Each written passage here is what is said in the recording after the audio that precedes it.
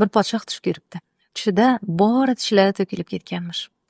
Uyqudan uyg'ongach, ikki vazirini huzuriga chorlabdi. Ko'rgan tushini bayon qilib, bu tushni ta'biri nima, agar ta'birini topsangiz faqat rostini ayting, deya ularga murojaat qilibdi. Vazirlardan biri so'z boshlabdi. Podshohim, bu yaxshilik alomati emas.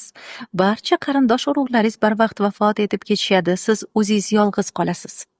Podshoh bu javobdan nihoyatda darg'azab bo'lib, vazirni zindonga tashlashni buyuribdi. So'ngra ikkinchi vazir, shohim, bu tushingiz ko'p yaxshilik va quvonch alomatidir.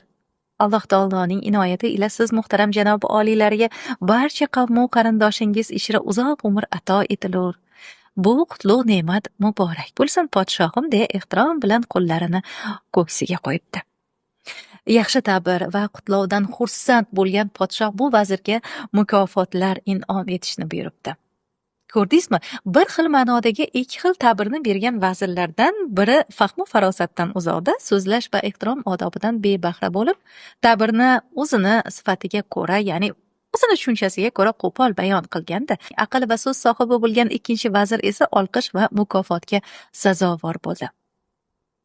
Bu hikoya orqali so'zlarning qanchalik ahamiyatli ekanligini anglab yetsak bo'ladi.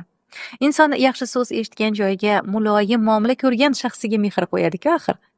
So'zlarimiz sehri haqida buvilarimiz aytilgan gapga farishtalar omin deydi deganlari bu ayni haqiqat va har bir so'z magnit kabi shu holat va vaziyatlarni xohlaymizmi yo'qmi hayotimizga jalb qiladi.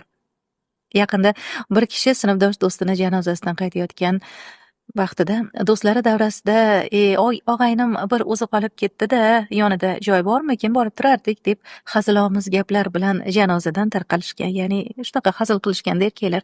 Oradan bir hafta o'tib avtohalokat oqibatida halok bo'lib, ana o'sha sinfdosh do'sti yonginasiga dafn etilgan. Bu birgina misol xolos mingtadan. Shuning uchun gapirayotgan gaplarimizga nihoyatda e'tiborli bo'laylik. Biz har kuni so'zlarimiz orqali insonlar bilan muloqot qilamiz, lekin so'zni ahamiyatini to'liq tushunamizmi? Til ofatlari ham bor. Bu g'iybat, tuhmat, yolg'on, chaqimchilik. Hadisi sharifda nima deyilgan? Agar kim birovni aybini aytib, odamlarga oshkor qilsa, to o'zi mana shu aybni qilmasdan dunyodan ko'z yummaydi. Tildan kelgan ofatlar ko'p. Bu ofatlardan qutulishning eng oson yo'li sukut saqlash odobi. Bu juda ham katta fazilatdir. Jim turish himmatni jamlaydi va fikrni soplaydi.